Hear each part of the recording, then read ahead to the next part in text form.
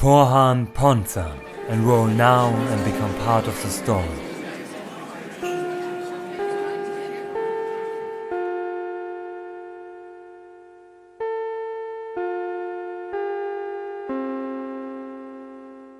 Spellcircels are the collective name for the way we humans use magic. Whether there are ways to use magic without using spellcircels, is that in reality just a magical creature using the magic itself, with you telling it what you want to have happen. But what magical creatures can do on their own is far more unrefined and cannot do specific tasks, only basic applications. Despite all that, can spellcircels have any shape without corners? But for starters, is it easiest to learn with circles, and therefore is here the basic makeup of the spellcircle. This will be the base of all magic and magical tools or others. It is the heart and soul of our magic, and you will not be able to do anything without. And if you don't know the correct form, can only God say what will happen. A wrong spellcircle does not mean that the spellcircle won't work, but that it will act completely unpredictable. The components of the spellcircle are first off the power lines. They will decide the shape of the spellcircle. They neither need to be in the shape of a circle nor completely continuous. They are what sends the magic through the object. For that too they only need to follow two rules. They cannot have corners, as magic cannot simply suddenly change its flow of direction, and they need the lines to be filled enough for the magic to be able to get from one part to the next. While it would be preferable to have just a fully drawn line, is such a line not allowed to cross itself, as then the magic could jump from one path to the other too easily. The amount of power lines drawn will differ based on needs. One power line is fast but fragile, and 3 can become so stable that the magic becomes trapped inside. Also is that extra complexity adding mass amounts of extra work, as one extra power line doesn't equate to doubling the work, but instead it adds exponentially more work. This is also why it is almost unheard of a spellcircle with 4 power lines, and no being on Earth has created a functioning spellcircle with 5 power lines. The power lines then separate the spellcircle into shell, core and controller. The core is the innermost power line and decides the function of the magic. The core contains the type of magic used, the way it interacts with the object, and its action. In theory, is this the simplest part of the spellcircle, being able to contain no more than 2 words in some cases, that only specify the magic type and its action. And these are the most effective spellcircles, that will do a simple thing in a simple way just as inscribed. On the other hand, is there no limit on what you could make magic do, as long as you find correct words to express it. The shell is written on the second most inner power line. It contains information about the non-magic aspects. Inscribing the tool used to write the spellcircle allows the magic to flow more effectively throughout the tool. Adding the material of the object the magic is infused to allows the tool to be more resilient towards the magic, but this only refers to the raw magic, and not the effect of the magic. A wooden stick with fire magic still can catch fire from the magic emitted from it, regardless of how well you define the material. Finally, can you also express the material the magic is supposed to affect? This gives you far more control over the magic's effect and trade for flexibility. These two will be the only power lines you will almost always use, especially for magic tools. When using spellcircles in the wild, it is far more acceptable to only write the core, due to its speed advantage. But for that, you will have to keep in mind just how volatile the magic gets. Doing complex things will come with a strong risk of the spellcircle breaking and undergoing alchemy with the object it's attached to. The third line is used for complex structures. It can define magic further, explain the form of the power lines and structure of the object.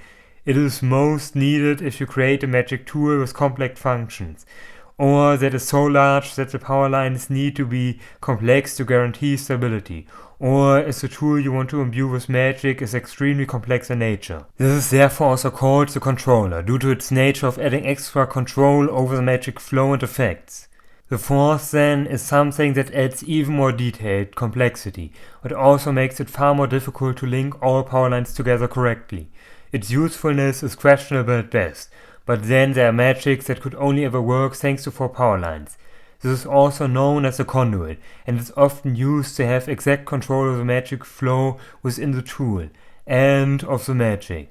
When you come to the point where you want to do something that doesn't work properly with 3 power lines, you will know how to use the force correctly, even if you may still struggle to find how to correctly implement it. Then the power lines with specification text together are all called a knot, being counted inwards out, so if the people say knot 1, they speak about the part that describes the spell's function.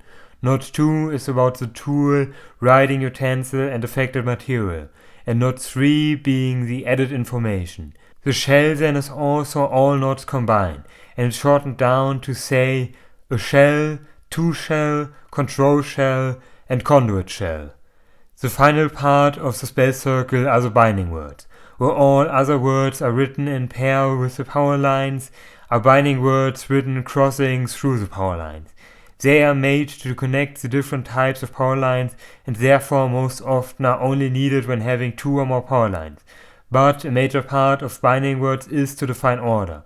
While you would rarely make a spell circle with just 1 power line that are more than a circle, would you in that case need binding words to describe the shape. On top will you need in some cases multiple layers of binding words. They need to state the number of power lines, your writing utensil, in what direction the space circle is oriented, and if the magic is to be contained or released.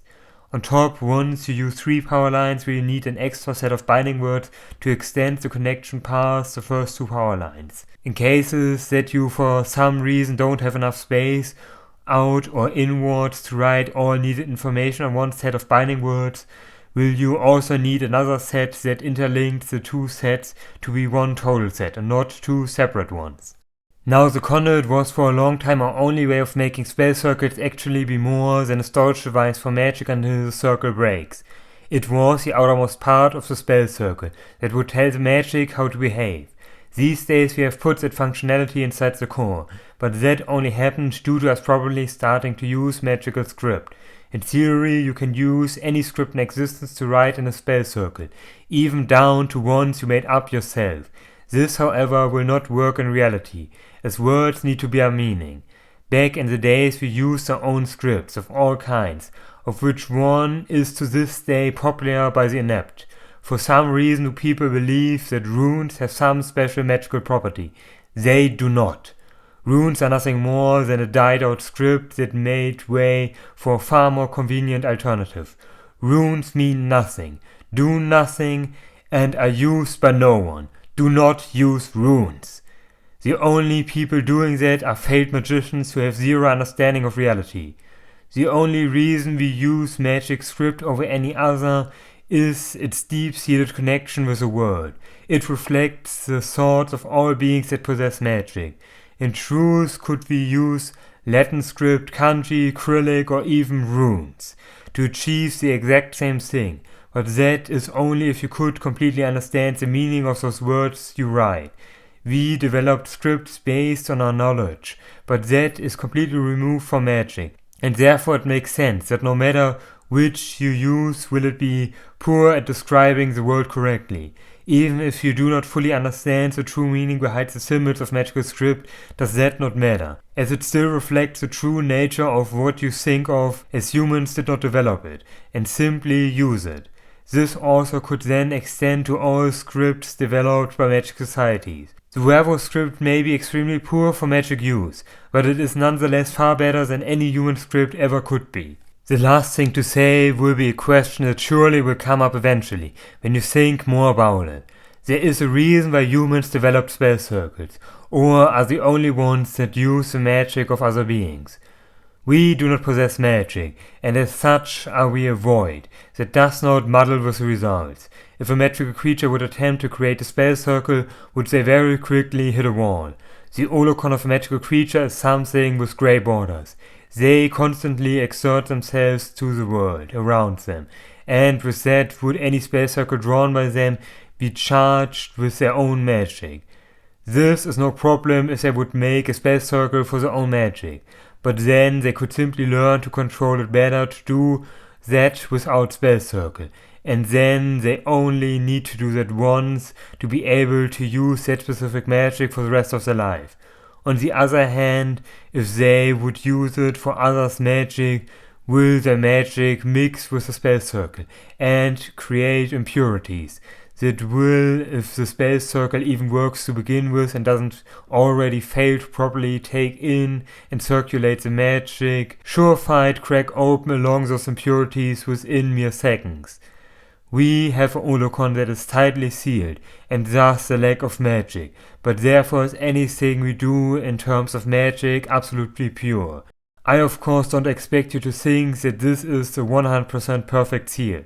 Some humans will naturally have somewhat larger cracks in their shell, making it so that they will struggle with using magic far more than others.